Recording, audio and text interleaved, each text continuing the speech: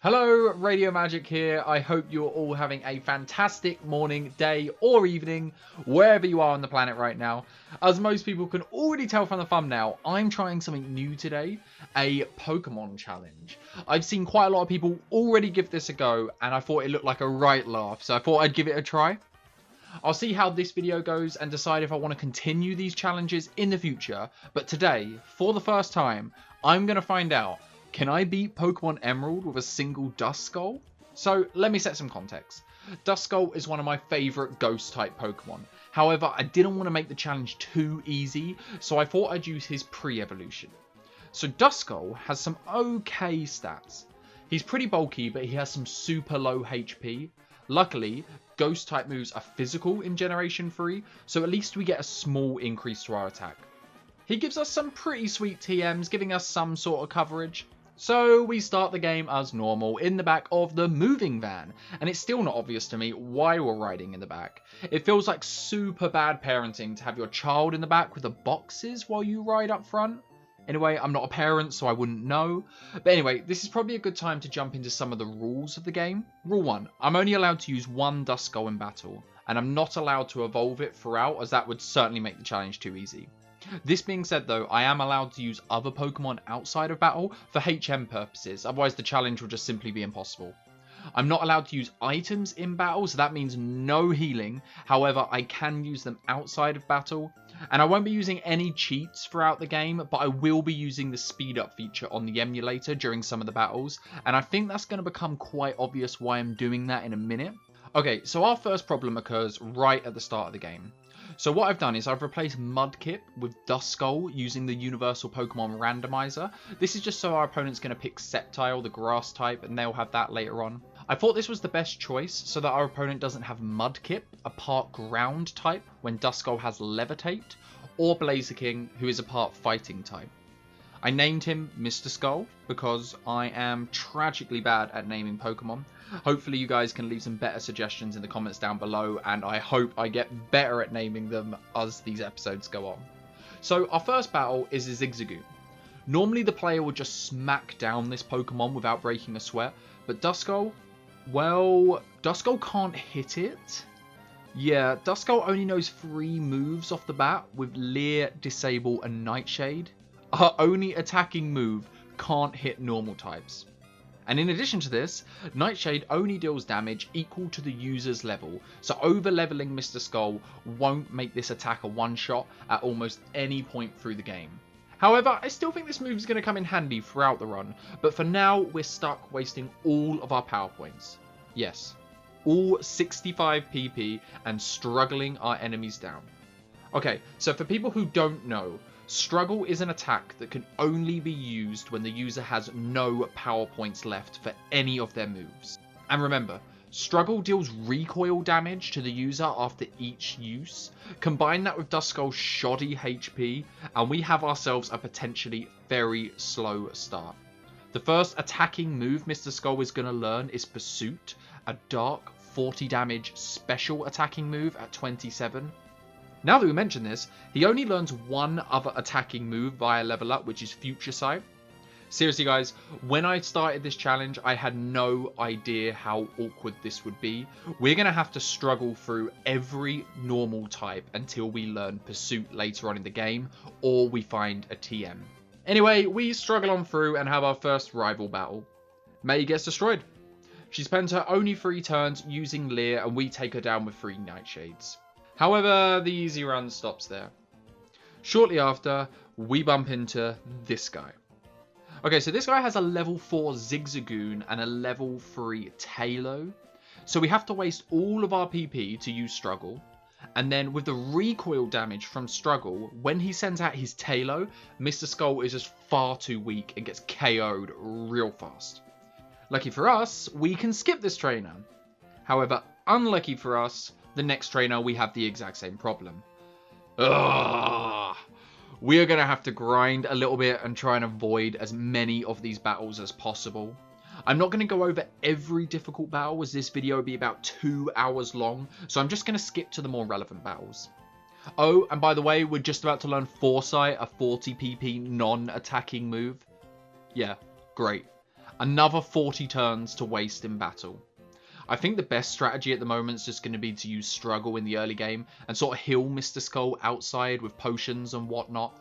Remember, we can use items outside of battle, since healing at the Pokemon Center is going to reset all of our PP and mean we have to waste over 100 turns in battle just so we can use Struggle against these poxy Zigzagoons. Now we arrive in Roxburgh City. We get the HM for Cut and we get to pick up Quick Claw. This is going to be really useful.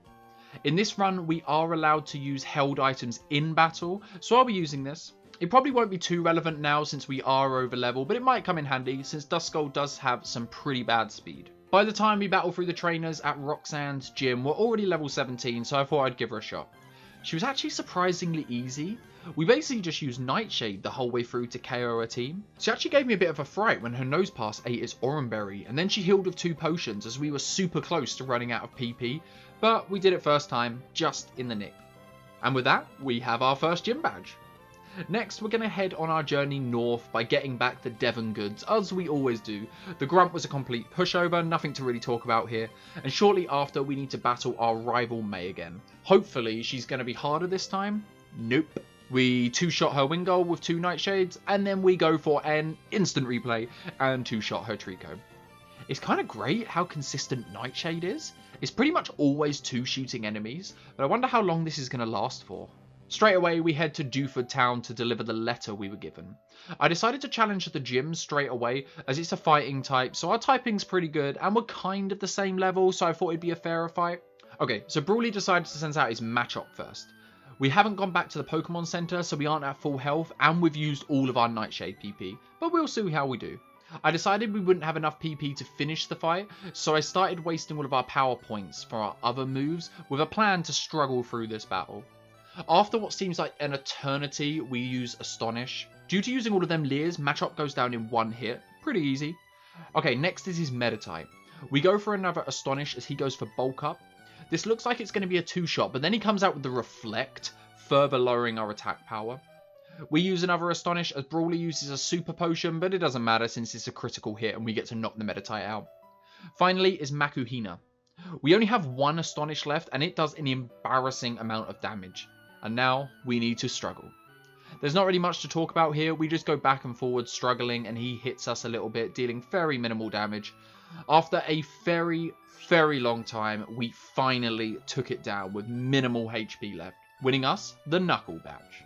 After that, we make a quick stop at the Pokemon Center to heal, and then we head on to the nearby cave. After battling our way through the cave, we get to meet Steven and give him the letter.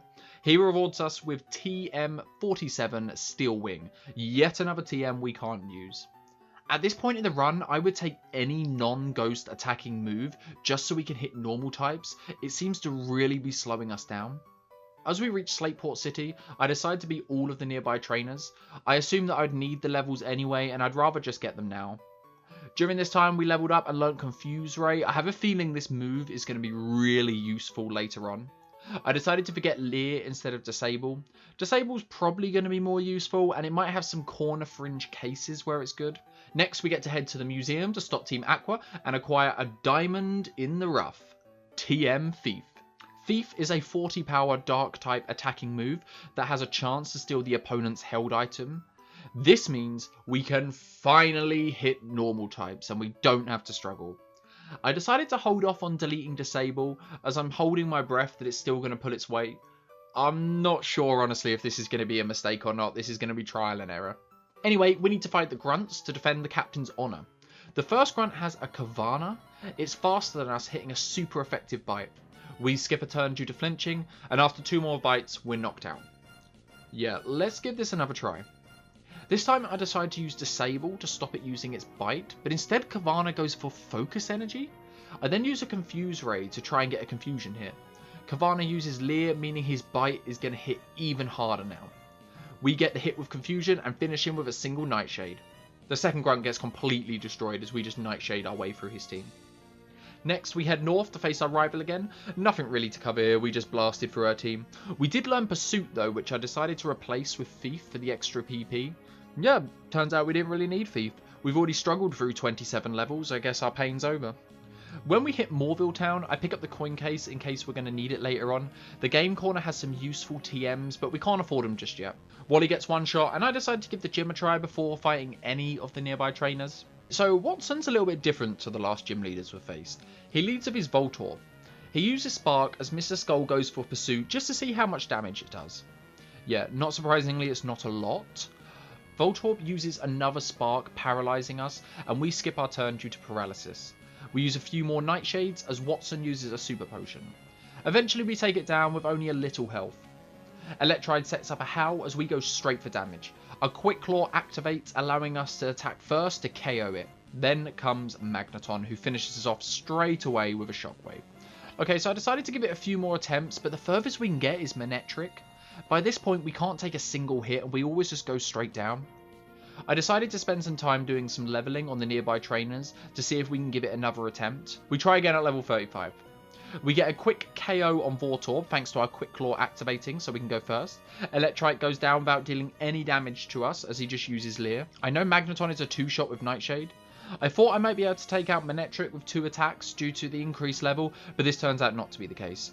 I go for Confuse Ray hoping to survive the Shockwave, but it's just not happening. On our next attempt, we lead with Confuse Ray on Manectric when he uses Howl. Gotta hope for some really good confusion luck here. Manectric uses Thunder Wave, but we still manage to get off our Nightshade, dealing about half damage. Unfortunately, Confusion wears off as Manectric uses Shockwave, bringing us to only 14 HP. There is no way we're surviving another hit from that. Mr. Skull goes for the knockout with Nightshade, but Manectric hangs on with a sliver of health and then he eats his Citrus Berry. At this point, I'm thinking this is certainly over. Unless our Quick Claw activates and we don't get paralyzed, so we get to deal the final blow with Nightshade, winning us the Dynamo badge. While we did get a lucky Quick Claw activation, and that was quite difficult, I am certain that there's going to be harder challenges to come. With that hurdle climbed, we head north to Route 111.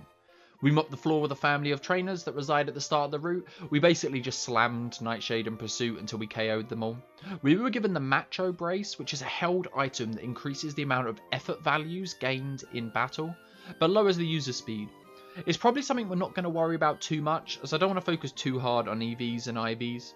While we were fighting some of the trainers, Mr. Skull leveled up and learned Will-O-Wisp. I decided to replace Disable as we're going to have to replace it eventually, and Will-O-Wisp is going to be super helpful by halving the enemy's attack power. So the next major fight has to probably be Team Magma's leader Maxi. We didn't heal before the fight, so we'll just see how we do. Maxi starts with his Mightyena and he has Intimidate, so our attack power is going to be lowered for the whole fight. Mightyena then starts with a Sand Attack, lowering our accuracy, as we just try to knock him out with 2 Nightshades. The first one hits, but unfortunately the second one misses, which means we get Sand Attacked again. Zubat goes down easy, but we do miss one of our attacks, meaning he gets an extra bite in. Finally, Canerupt is up.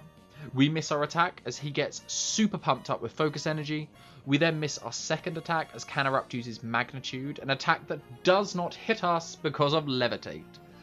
These sand attacks are really starting to hurt us. We're missing so many of our attacks.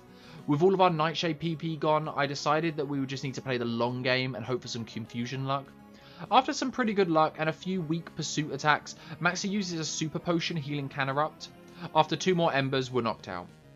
Okay, maybe we should go back and heal at the Pokemon Center with full PP and try this again. This time, Mightyena uses 2 bites instead of a Sand Attack, which I think is going to work out really well with us since our accuracy isn't lowered. Zubat's out next and it goes down to 2 Nightshades again. Canerupt now. Hoping to survive a single attack, we go for the double Nightshade, knocking him out and winning the battle. I have to say again, I am really surprised at Nightshade. It's just been super consistent, just 2-shotting every Pokemon so far. Okay, so following on from that is Gym Leader Flannery with the Heat Badge. This time we decide to go in with full HP. Numeral is up first and uses Sunny Day, allowing us to finish him with 2 Nightshades. Slugma goes down to 2 Nightshades but deals quite a bit of damage with his Overheat. Flannery then sends out another Canerupt. We use Nightshade as he deals massive damage with Overheat, leaving us on 2 HP, but goes down to the second Nightshade. Finally is Torkoal. A Nightshade deals about half damage to the Torkoal, but we go down to his Overheat. So I gave this a few more attempts, but I found out Nightshade wasn't a 2-hit KO for Torkoal at a current level. Also, there is TM Return that I wanted to pick up back in the last town that I think is going to be really useful moving forward. Return is a normal attack that deals damage depending on the Pokemon's friendship. With max friendship, which we're basically at now, Return's base power is 102, making it a very, very powerful physical attack. We're probably going to be using this quite a bit. On the way to pick up the TM, we gain 2 levels, so hopefully this will be enough to take out Torkoal with 2 attacks now. I know that Torkoal has a high base defense, so we'll need to use Nightshade and not Return. This time the battle goes so much easier. We're able to one-shot Numeral with Return, Slugma goes down with another Return, Canorep goes down to 2 Nightshades as he gets off a sunny day. Finally is Torkoal. I know that 2 Nightshades should take him down, we just need to survive a single Overheat. Fortunately for us, Overheat is not a critical hit, and Torkoal goes down, winning us the Heat Badge. Okay, so directly after Flannery, we just head straight to Petalburg to beat the normal gym leader, Norman. I decided to give him a go before heading back to the Pokemon Center, just to see how we do. Okay, so going into this fight, Return is our only move that can hit his Pokemon, and we don't have full PP for it. Dad starts with a Spinder, but goes down to a critical Return. Next up is Vigoroth using Feint Attack. We use Return hoping for a critical hit, but it only does about half. Vigoroth uses another Feint Attack as we finish the job KOing him with another Return. Now Norman's Ace card, Slacking. I know this is going to be a battle of endurance, so I start with Will-O-Wisp attempting to lower Slacking's attack. Slacking hits us with a Feint Attack, dealing medium damage, and we get the burn. I decided to use Return just to see how much damage Mrs. Skull could deal. Turns out, it's not a lot. I decided to go with another Return on the turn that Slacking is loafing around in the hope that I can take him out in 2 more attacks. He then slams us with another Feint Attack, bringing us to 8 HP. We decided to stick with the plan and send another Return Slacking's way, however he eats a berry, gaining him just enough health to survive my next attack. This does not look good. I decided to go for another Return in the hope of a critical hit or our Quick Claw activating on the next turn to give us priority. I go for the second Return, however Norman uses a Hyper Potion, fully healing the Slacking. My only chance now is to hope for some good confusion luck, as a single hit is going to knock us out. Slacking hits himself in confusion as we hit another Return, bringing him in range of being KO'd on our next attack. We use Return, but Norman uses another Hyper Potion, fully healing him again. We only have 4 PP for Return, so this battle is ending soon, one way or the other. I decided the best course of action was to keep using Return to try and end this in 4 attacks. We get so lucky and Slacking hits himself again in confusion. With the burn damage and our final attack, we're able to take him down, leaving his final Pokemon. We go for Return as he uses Belly Drum, maxing out his attack. However, the life loss allows us to knock him out, finally winning us the match. And with that, we have the Balance Badge. Wow. Seriously, wow. I have a feeling that we got super lucky there with some of our confusion. We could have lost that battle at any moment. But with that completed, we need to head to Fortree City for our next gym battle. There isn't too much to report on our travels north. We're given the cast form for saving the Weather Institution, and we have another battle with our rival. Again, she was a complete pushover, as we just have a Return. We managed to power our way through. We obtained the Devon Scope and headed straight for the gym. It's probably worth mentioning that I've been trying to complete the game with the minimum amount of battles required. I'm still battling some of the unnecessary trainers, however I'm trying not to overlevel as much as possible. I want to make the gym battles as challenging as possible. Gym Leader Winona sends out her Swablu first. I haven't fully healed again at the Pokemon Center, and I only have 2 PP for Return starting this battle. I started with a Return, planning on one-hit KOing the Swablu. It hangs on with 1 HP and uses Safeguard, essentially wasting its attack. I predict Winona to go for a Hyper Potion here, so I use another Return, hoping to take it down with 1 attack, and we do. Next is Torporus, who charges for a Solar Beam for 2 turns, as we hit 2 Nightshades, bringing it to low health. They then hit the Solar Beam, dealing very minimal damage, and they fall on the next turn. Pelipper up, and Mr. Skull goes for the Nightshade. We then become confused and use Nightshade while Pelipper protects itself. She then does some minor damage with Water Gun before going down to another Nightshade. Usually Skarmory would be quite an issue for some runs, but with Nightshade we're able to take her down with 2 hits. Finally is Altaria. Altaria basically spends its turn setting up Dragon Dances. I'm pretty sure it could have finished us. I see after 1 Nightshade that I might not be able to finish Altaria with the second hit, so I decided to go for the burn with Will-O-Wisp to deal some extra damage. After a few misses, we finally hit it and get off a Nightshade to win the match. And with that, we have the Feather Badge and the ability to fly outside of battle. This is going to save us some time. I head straight to Lily Cove City to find our rival outside the department store. I was really hoping that May would pose some form of a challenge throughout this run, but every time we face her, we just end up one-shotting her entire team. Admittedly, we are a little bit over leveled, however we are only using one Duskull in battle. So a quick stop at Mount Pyro to fight off Team Aqua and obtain the TM for Shadow Ball. So Shadow Ball is going to be insane later on. I'm going to override Nightshade, but I decided to not use the TM at the moment. I wanted to save it for when we need the firepower. After a lot of faffing around trying to figure out the order in which I need to complete this story, we arrive at Team Magma's HQ and we get to face the leader again, Maxi. Okay, again, Mightyana's first, and its Intimidate cuts our attack. He uses Swagger to confuse Mr. Skull, but with no such luck. We land a return, bringing down the Mightyana to low health. I try to finish it with Nightshade, but Maxi goes for the heal, a luxury we unfortunately do not have access to. After Mightyana hits another Swagger, we hit ourselves in confusion twice, bringing Mr. Skull to low health. Mightyana goes down to another Nightshade as our Quick Claw activates. Crobat is a one-shot of return as it brings us to 7 HP. Lastly, Cannerup appears and uses Earthquake? Seriously guys, the AI is so dumb sometimes. This is the second time he's made this mistake. Any other move would have been fine, but we get to one-shot it with return. Now we need to go find Team Aqua. I clear out their base as fast as possible, only to learn that Archie has escaped. I guess we're heading to Moorville City. I'm going to be really honest here. This is the part of the run I am most scared of. Let me explain why. The Moorville gym leaders, yes, plural, Tate and Liza are a double battle. That means it's going to be 2v1 the entire battle. Mr. Skull will certainly take a hit every turn, regardless of one hit KOing Pokemon. As he's going to be outnumbered, I'm going to have to hope on some really good luck here. Also, I'm going to have to break one of my rules here and use another Pokemon in battle.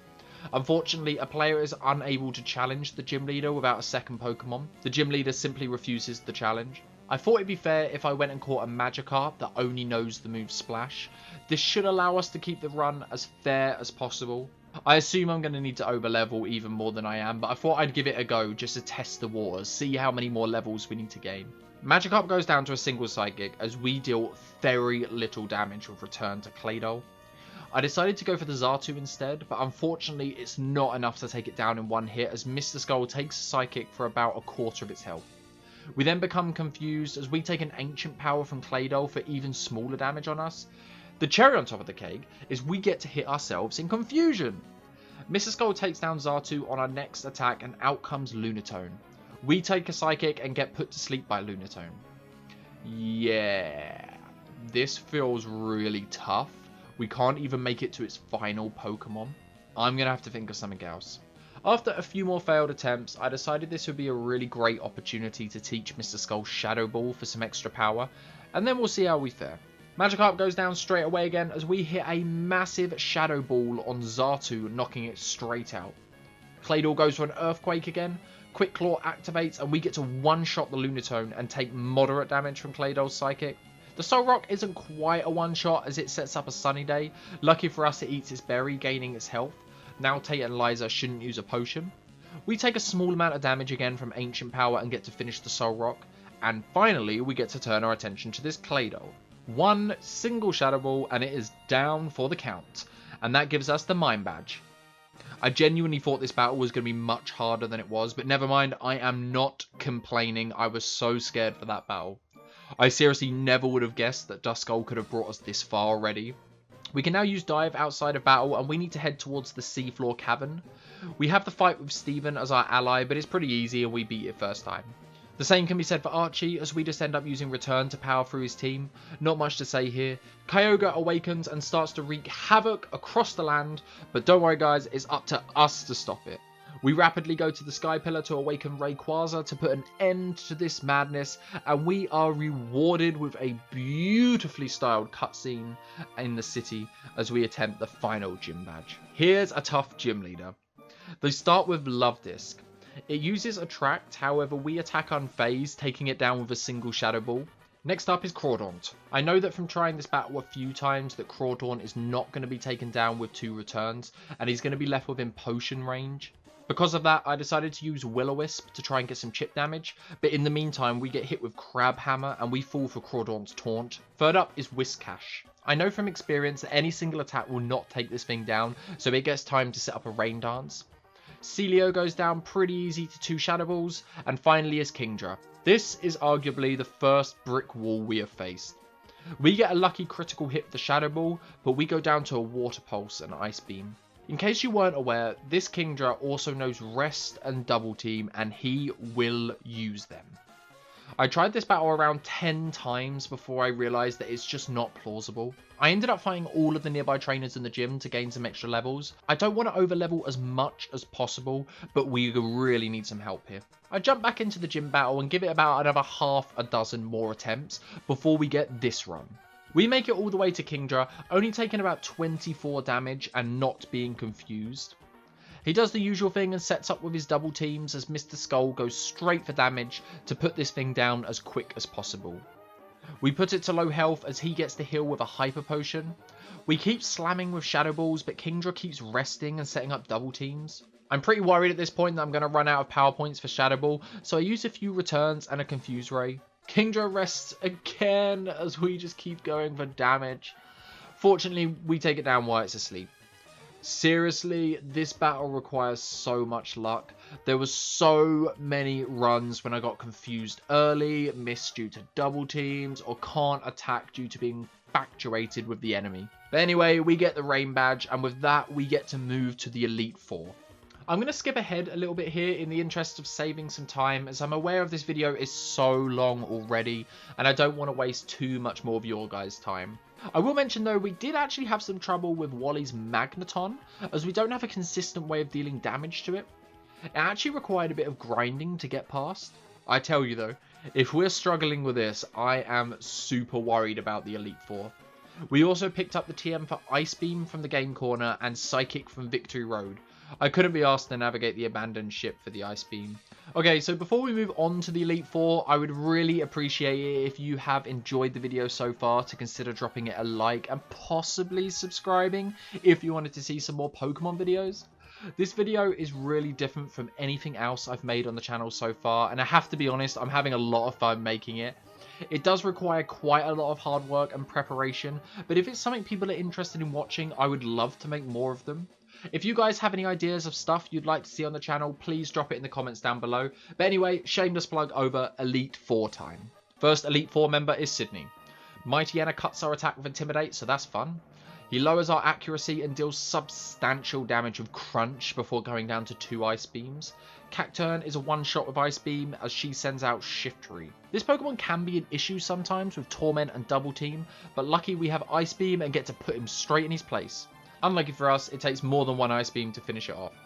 Crawdaunt goes down to 2 attacks as it gets to set up a Sword Dance, effectively pointless, and Absol goes down to 2 other attacks once I work out I can't use the same attack twice. That wasn't too hard. Maybe the Elite Four isn't going to be too bad after all. Okay, so next we have to face Phoebe with her Ghost-type Pokemon, aka Brick Wall number 1. You would think this battle would be easy due to us having Shadow Ball, but nope. Remember, most of her Pokemon outspeed us, and they also have Shadow Ball. So Big Brother Duskull does his normal thing and protects.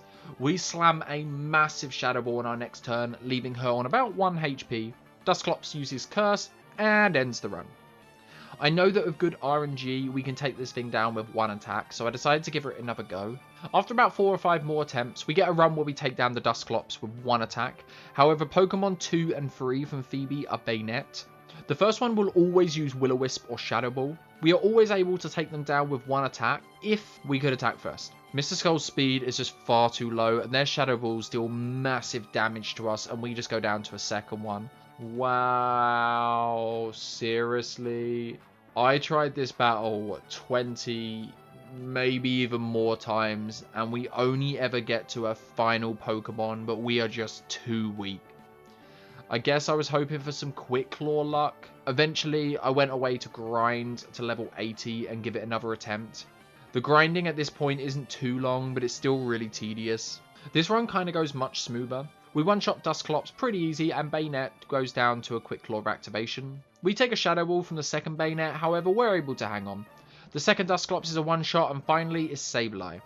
With no weaknesses in this generation, I decided to go straight for Shadow Ball and neutral attack, bringing it to red health while she uses double team. She then uses 2 potions back to back, however Shadow Ball keeps bringing Sableye at low health.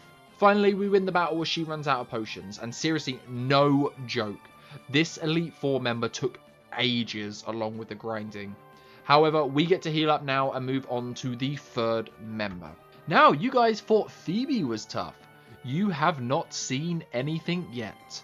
Glacia is something different altogether. Because this battle took so long, I'm going to talk about some of the problems we had and how I solved these while you guys watch the many failed attempts. Firstly, there's hail. Unless we critical hit this CeeLo and take it down on our first attack, it always sets the hail up. This means that we're taking certain damage every turn. The second problem we have are her 2 Glalis. They both know crunch and deal massive damage. We just haven't got the defense to survive these attacks. And even when we do get through these attacks, we have Walrein, her last Pokemon. This thing is an absolute unit. It always requires at least 3 hits to take it down, and we just don't have the HP at this point in the fight. I find this battle really strange as Glacia has 2 CeeLos, 2 Glalis, and her final Pokemon is just an evolution of one of them. It feels like the developers ran out of Pokemon to use. I don't know, I mean, is there just not enough ice Pokemon? So the only solution here is to go away and grind and see if we can try it later on. I go back in at level 90 and I'm still taking way too much damage from her Pokemon to make it through. At this point, I'm kind of feeling pretty hopeless, but I do have one more trick up my sleeve. There is a move that Mr. Skull can learn that would really help with this fight, but I was trying to avoid using it altogether, as personally I think it's a little bit cheesy. However, I think we're at the point basically now where it's necessary, as I really don't envision that another 10 levels are going to help very much. I decided that I didn't want to use this move so badly that I decided to deliberately not pick it up on Route 113. Can anyone guess what the move is? Well, yes, you clever clogs, you are right. It's TM32 Double Team. Double Team, for those who do not know, is a non-attacking move that raises the user's evasion, making it more likely the enemy attacks will miss. With this move, and the ability to control time itself by simply resetting, it's only a matter of time until we beat Glacia. We climb back through the Elite Four and give it another try. It took a few attempts, but like I said, with Double Team, eventually we should get a run where Glacia's attacks miss enough to give us the win. And eventually they do. And with that, we are on to the final Elite Four member, Drake. Victory is within our grasp. So, apart from the occasional pesky grass and flying type, the reason we picked up Ice Beam is exactly for this reason. I was really worried about Drake, but hopefully with the power of Ice, we can take him down. Shelgon is a one-shot with Ice Beam, and us is Flygon. Next is Salamence, who hits us with a Crunch, also lowering our special defense, but we take it down with another Ice Beam. Altaria meets the same fate, and lastly is Kingdra. Ugh. This actually causes some issues and requires multiple attempts. Kingdra is so annoying in this run. Finally, we get a run where we take down the Kingdra in a few Ice Beams, even though we are paralyzed. Now, for the Pokemon Challenge. And the final hurdle in this Pokemon run. The entire run comes down to this battle. Can you feel the pressure? Wallace starts with his Wailord. We go for damage with return as he sets up with Rain. We then KO him with a Shadow Ball on our next attack, and next up is Tentacruel. He hits us with a critical Hydro Pump, leaving us on 39 HP. Yeah, I think I'm going to need to try this again as we easily get finished by Lunacolo's Surf. Seriously, I tried this battle a ton of times without using Double Team, but just can't win it. This time, I decided to go in with Double Team. I give it a few more attempts and set up our 6 Double Teams and attempt to brute force our way through his team. Eventually, with the power of time in our hands, we get a run you're looking at now. We make it through to Milotic with a ton of health, and she goes down to 3 Shadow Balls, giving us the title of Pokemon Champion!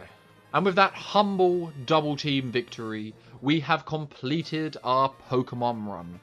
However, there is one more thing I want to try before I sign off and say goodbye. Anyone who has played Pokémon Emerald before knows that after you beat the Elite Four, there's some extra content that's available. And one of these extra bits is a final battle with Steven. He can be found deep inside Meteor Falls with a team of extremely strong Pokemon. I know that I would kick myself if I didn't at least try this battle while we were here. I'm almost certain that it's going to be impossible, but I think we're going to give it a shot. I grind up to level 100 as I know anything short of this is going to be suicide. And here we go.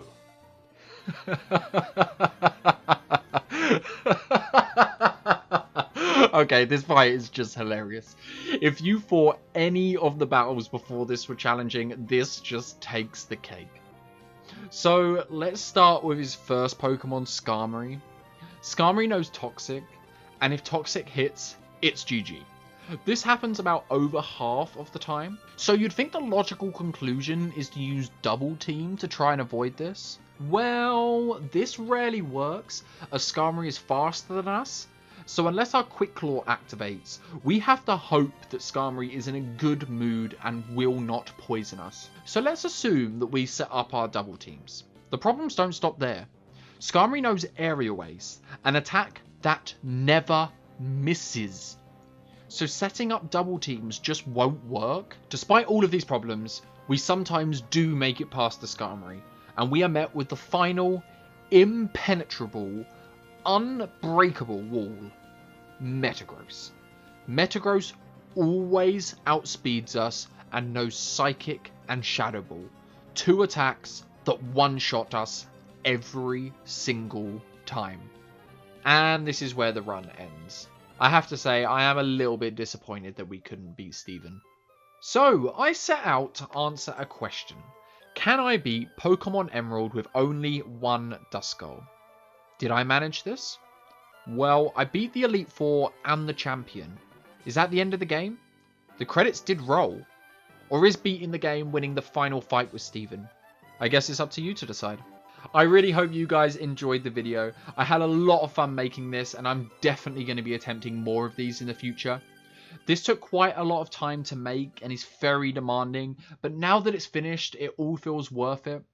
If you did enjoy the video, can you please let me know what you thought by dropping a comment down below, or by simply dropping the video a like? Being a small YouTube channel, every like, comment and subscribe really does mean a lot. So I guess do whatever you feel like doing, guys. Anyway, in the meantime, I hope you guys have a fantastic morning, day or evening wherever you are, and I hope this video helped with some of your positive vibes. Until next time, guys, stay safe.